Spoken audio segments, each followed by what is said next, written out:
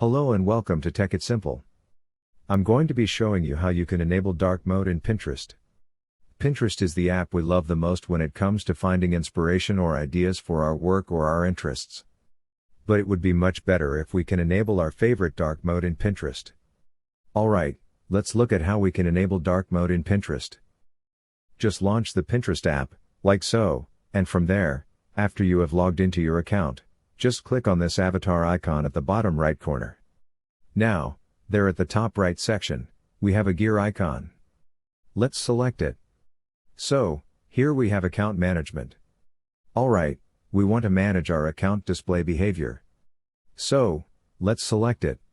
And there is an app theme option which is currently set to system default.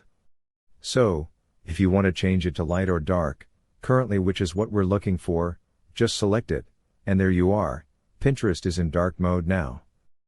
Now you know how to enable dark mode in Pinterest.